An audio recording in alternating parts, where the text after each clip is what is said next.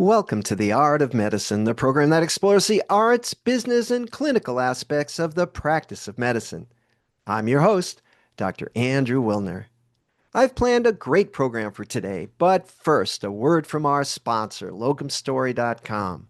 Locumstory.com is a free, unbiased educational resource about locum tenens. It's not an agency.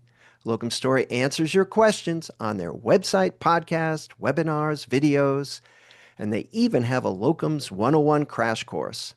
Learn about locums and get insights from real-life physicians, PAs, and NPs at locumstory.com. And now to my guest. Before we get started, I'd like to thank all my followers here in my hometown of Memphis, Tennessee.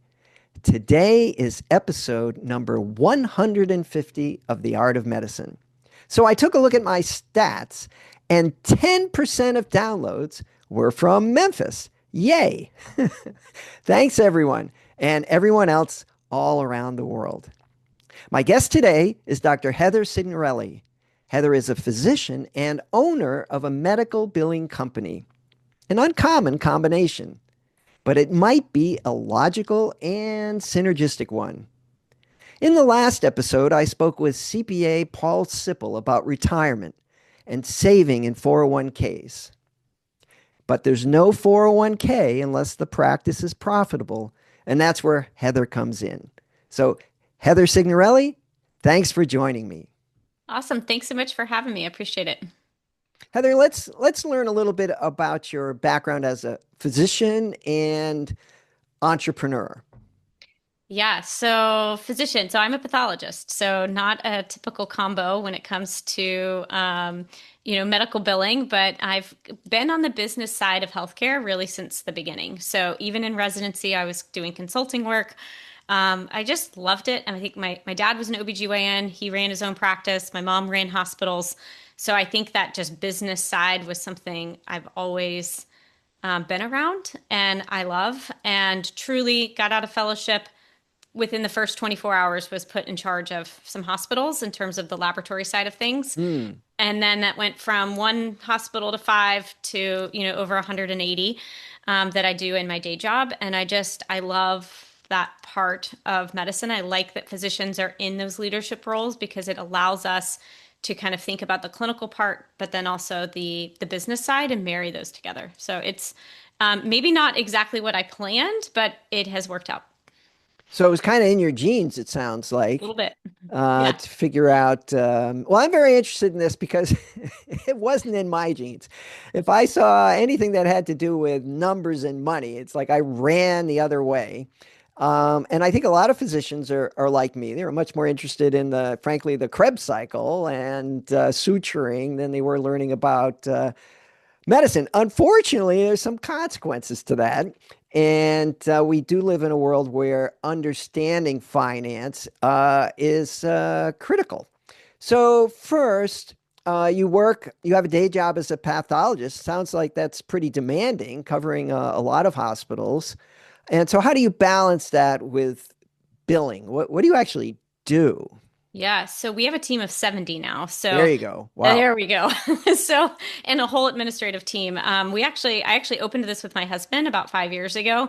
And so from the get-go, we were hiring individuals who were experts in the billing and coding world. I understand the high level. I understand, revenue cycle when it comes to lab and pathology, and obviously, now beyond that from a subspecialty perspective. But yeah, we hired from day one an incredible team who we've built up over. It started with one.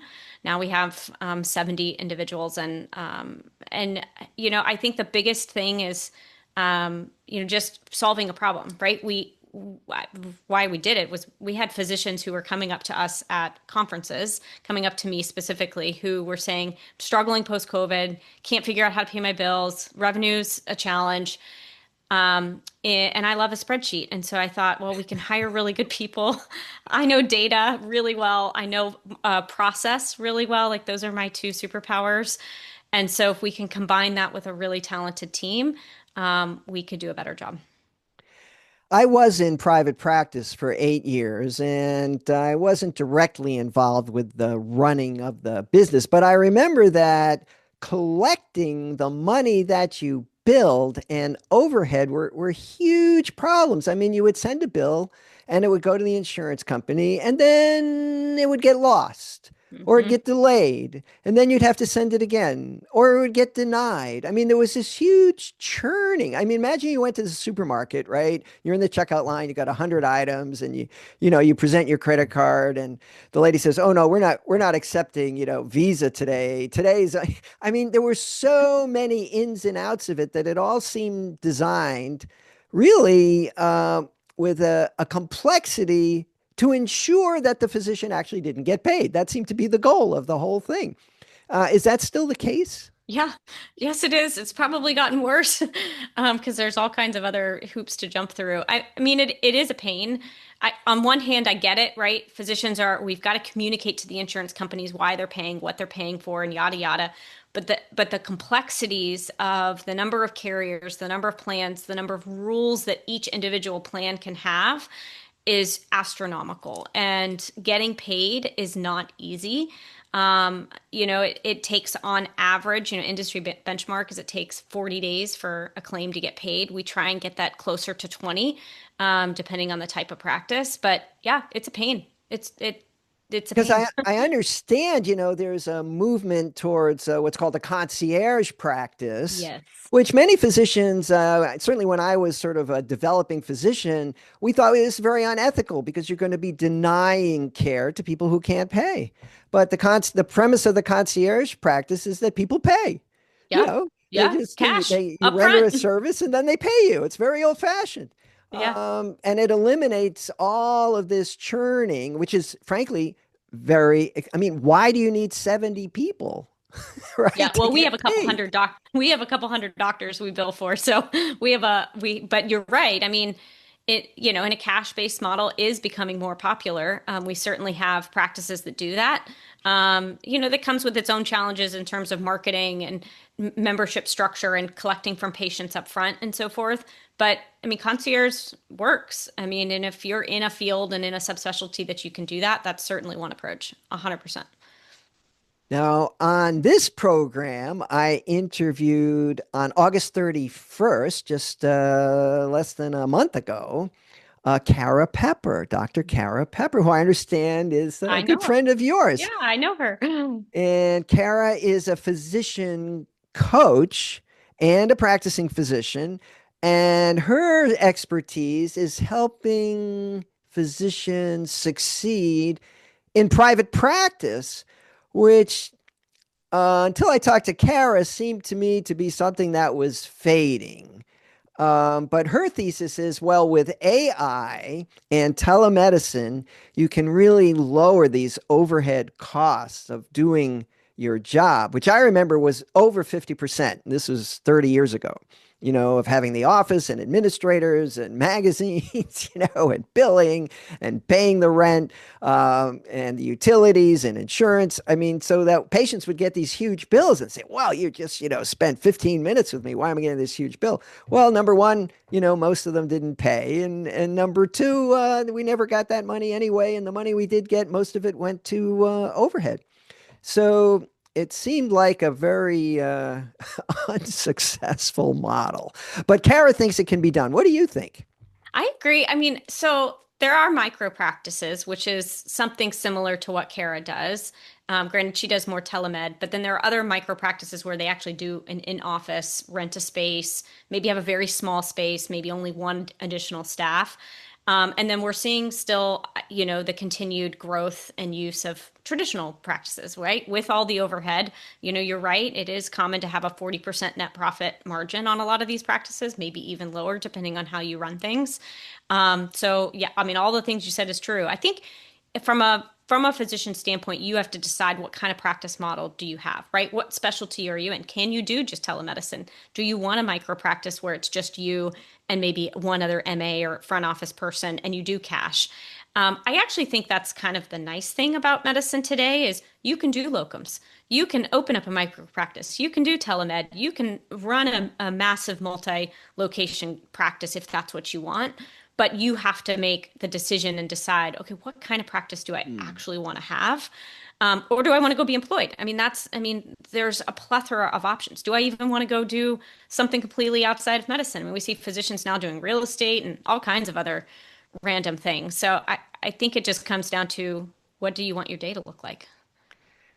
I think that's a great point because in my day, you just sort of joined a practice and off you went, and you kind of Hmm. dealt with these obstacles as they came up, usually with no, background to do it. But I think intentionality seems to be the key word of the day. That now you really have to decide ahead of time.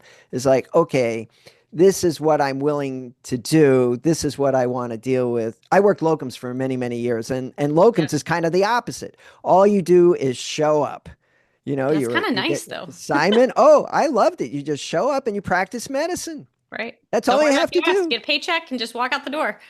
Practice medicine. I loved it because, well, I was always doing a million other things, and I was writing and doing journalism and traveling and, doing some underwater photography. But when I worked, that was 100%, involvement, dedication, focus. This is my time to work. I'm going to work. And then when it was over, it was over. Yeah. It was all done. Um, Continuity was an issue, but neurohospitalist practice, which is kind of what I evolved into. I was one of the first neurohospitalists.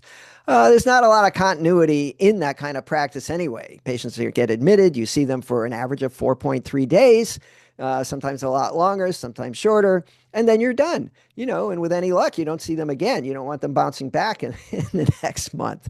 So, by its very nature, the concept of, oh, I'm going to have the same primary care doctor for 30 years doesn't really apply to the hospitalist model. So locum tenens work very, very well for me. Does your billing, you know, this is a very specific question Yeah. about locum tenens, and maybe you know the answer and maybe not. But I know when you sign on a locums, or when a locum tenens physician signs on, sometimes they bill under somebody else's number. Can you explain that?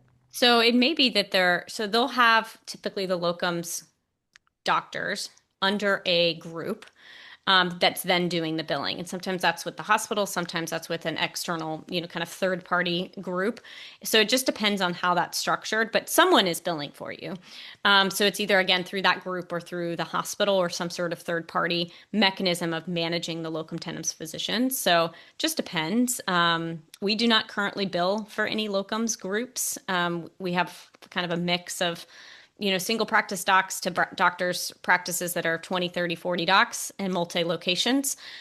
So it just, I think the option though of managing locums or other practices just depends on how you're structured and who you're electing to do your billing.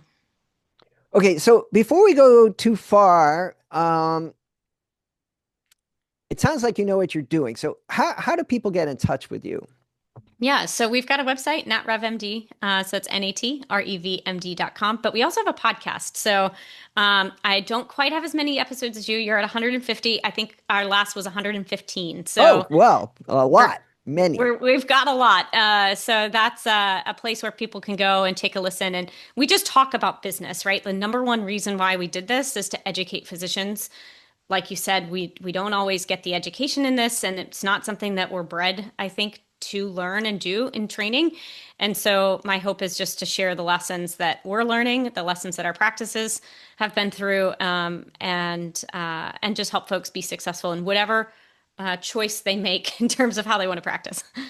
Now, you mentioned, I think before we started recording, that you and Dr. Pepper had been in some business group together, which seemed really phenomenal because I didn't know that. So, what was that all about? So we were connected through Dr. Una, who I believe you Yes, know, who, yes. yes, Entree MD. So she's got a business school that helps physicians who want to do entrepreneurship. Actually, her and I were just exchanging messages earlier today about a joint thing her and I are going to get organized. So yeah, I mean, and I do think there are select physicians who are kind of leading this moment, herself included, Dr. Una, who are saying, hey, if you want to be an entrepreneur, you can. this is kind of her path that she's been able to teach and do. I'm sure there's others, but it's been very successful for us. And it's successful for many different physicians who are like, I need to learn more. Where do I go? So huge shout out to Dr. Una. So hypothetically, I'm back in private practice. Our billing is a nightmare. I know that. I don't know how to fix it. It's outsourced to some no-name billing firm, and I want a different one. So how do I find one? What questions should I ask? So I think the first thing you've got to do if you're looking at your billing is really understand, okay, what do my metrics look like? And if you're thinking to yourself, Heather, I don't know what metrics are, I don't know what any of them mean, most billing teams will sit with you and go through current state. So they'll go into, either ask you to pull the reports or go in and they'll pull the reports. You've got to understand where you're starting to get a plan for where you're going, and a huge believer in that. And need to understand what the current struggles are so that you can find a team that can help. I would say the number one mistake that we see with billing teams is that they have, like you said, a lot of accounts receivable, right? It hasn't been paid, and you've got to understand why that is. We see a lot of operational workflow challenges, either within the billing team or within the office, that create that accounts receivable that just kind of continues to increase. And so when you're searching for a new billing team, having them do that audit, understanding their communication, how do they communicate with their clients? Is it weekly meetings? Do you have an assigned account manager? How often do you get to meet with them and figure out what's going on? Because inevitably, whenever you take on a new client, there's a book of work that has to get fixed, right? And so you got to get a plan around that book of work that needs to get fixed. And somebody at a high level needs to be able to step that out for you. And then last would be, are they going to give you metrics regularly? That's a must. You got to have monthly metrics to review. And then do they have the right folks on the team who know your subspecialty and know how to help address issues you have? What kind of payment model is there for billing teams? Is it a flat fee or do they get a percentage? Or how does that work? Most states, there are some states that don't want you to do a percent, but most companies do percent, as long as you're not in one of those states, which I don't have off the top of my head. I know New York is one that you need to do a flat rate if you have a client in New York. But most it's by percentage, which I think is smart, right? Because it aligns everybody to the same goal, right? And we even incentivize our even staff based on those metrics as well. Because if everybody's incentivized in the same way, you're going to have a much higher likelihood at even that front level staff that we're all aligned in the same direction. I mean, and just like we recommend front office staff, right, in a practice, they all need to be aligned to the same thing. If they're collecting patient balances up front and you can see that they've collected 90%, they should also be rewarded for that sort of alignment. Again, a huge fan of alignment, and that's with any staff or any role in a company. This is not, news. It's just something I recommend. Periodically, I get these anonymous emails from some company somewhere that's telling me that my coding could have been better if I did this or I did that. Usually, it's pretty irrelevant to what I was doing. I don't know what book they use to say what I should be doing, but it seems to me that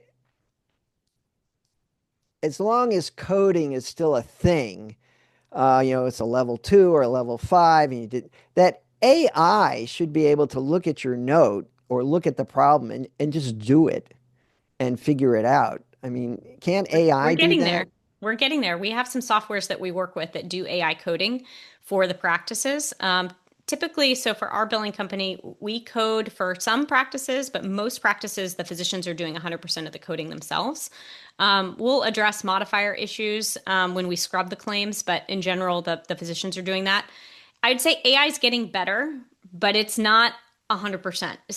And actually, some of those softwares that have started building AI coding into the platform have had some lawsuits related to the coding. At the end of the day, the physician is the one that is responsible for the coding. So even if you have AI helping you, you still have to know what you're doing, because if there's AI upcoding things, which is what the lawsuit was about, it is still back down to the physician if there are recoupments that need to happen. So It is a tricky thing, the coding world, and they change every year. There's codes that get outdated. There's modifiers that change.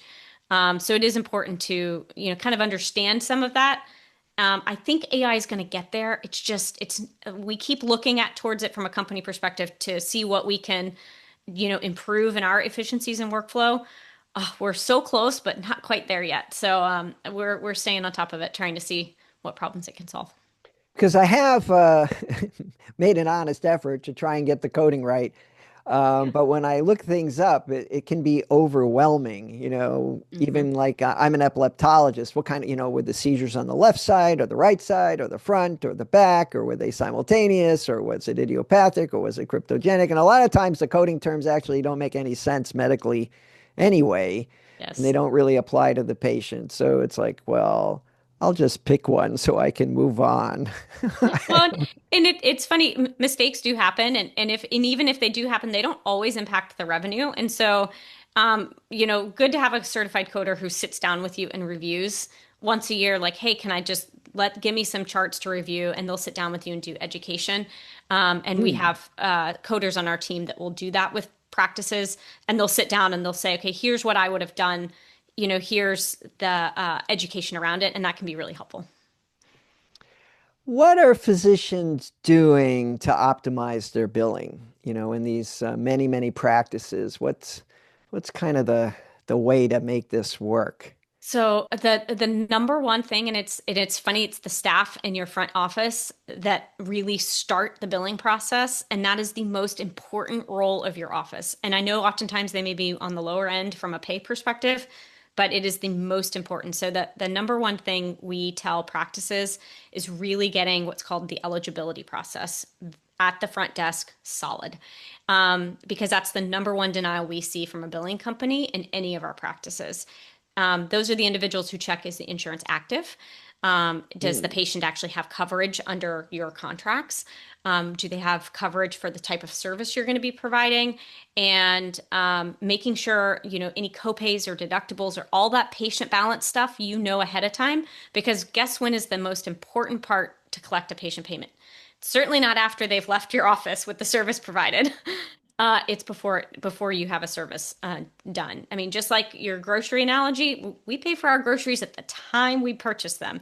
And so if there are patient balances that are going to be there, like if the patient has a copay or deductible, please collect them at the time of service because it does get harder to collect. So I would say that's number one. Number two is understanding your denials, right? So understanding why things are denying so that you can fix root causes like eligibility issues or coding issues. And then number three is to have metrics that you review every month and that you understand. And I mean, those are the top three things that if you can get those, and again, it may not be perfect on day one. You may have to work on it slowly, but just pick one of those to start and then every month continue to make progress on those, and you can have a thriving practice. It sounds like you need a business manager or a physician champion or somebody who's spending an hour a day Yeah. making sure this happens. If not an hour a day, if you've got a small practice, you at least need an hour a week that you are sitting down and understanding these. And maybe in the beginning of a transition, it's an hour a week because you got problems you fix, and then you kind of help those along. The most successful practices we have are really engaged physicians and who are willing to understand the metrics, and a rock star office manager. Huge fan of office managers. They are worth their weight. Do you recommend that they be incentivized also in terms of their compensation? I think in most companies, now this is probably from my corporate world, I think all employees need to be incentivized um, for doing a good job, right? You've got to communicate what those shared goals are, figure out how that individual takes part in those, right? Are they growing the practice? Are they helping no shows? Are they helping collect patient balances? Like, what's their role? And then incentivizing in some sort of bonus structure. Hey, these are the things you control that impact our bottom line. If you can get these three things accomplished, here's the bonus at the end of the year and or end of the quarter or however you want to structure it. And of course you could have some sort of threshold that if the practice isn't doing well, nobody gets a bonus. I get it. But you've got to have shared goals. I think in order to have a successful business, that's imperative. I like that. A pat on the back doesn't always cut it. No, It's no, it doesn't. nice. It's People are nice. motivated by money. I hate to say it, but people are motivated by money. The bills really don't respond to that just Mhm. OG kind of response. They want a check, right? They There's do. a they want to see the cash, and the cash is always flowing out. So there do have to be ways to make it come the other way, right? So keep the circle going. Heather, this has been terrific, very informative, and you seem to have a really great handle on what's going on in the medical billing and business world. Is there anything you'd like to add before we wrap up? I think number one is hiring strong people, finding a good teammates, whether they're in-house billers or outsourced, that you can trust and have a good working relationship with. And yeah, check out our podcast, Not Rev MD. And it was great just spending some time with you today. Heather Signorelli, thanks for joining me on The Art of Medicine. Thank you. And now a final thanks to our sponsor, locumstory.com. Locumstory.com is a free, unbiased educational resource about locum tenens. It's not an agency. Locum Story exists to answer your questions about the how-tos of locums on their website, podcast, webinars, and videos. They even have a Locums 101 crash course. At locumstory.com, you can discover if locum tenens make sense for you and your career goals. What makes locumstory.com unique is that it's a peer-to-peer platform with real physicians sharing their experiences and stories, both the good and bad, about working locum tenens. Hence the name, Locum Story. Locumstory.com is a self-service tool that you can explore at your own pace with no pressure or obligation. It's completely free. Thanks again to locumstory.com for sponsoring this episode of The Art of Medicine. I'm Dr. Andrew Wilner. See you next time. This program is hosted, edited, and produced by Andrew Wilner, MD, FACP, FAAN. Guests receive no financial compensation for their appearance on The Art of Medicine. Andrew Wilner, MD, is a professor of neurology at the University of Tennessee Health Science Center in Memphis, Tennessee. Views, thoughts, and opinions expressed on this program belong solely to Dr. Wilner and his guests and not necessarily to their employers, organizations, other group, or individual. While this program intends to be informative, it is meant for entertainment purposes only. The Art of Medicine does not offer professional, financial, legal, or medical advice. Dr. Wilner and his guests assume no responsibility or liability for any damages, financial or otherwise, that arise in connection with consuming this program's content. Thanks for watching. For more episodes of The Art of Medicine, please follow on YouTube or your favorite podcast player. Please share with your friends and subscribe. www.andrewwilner.com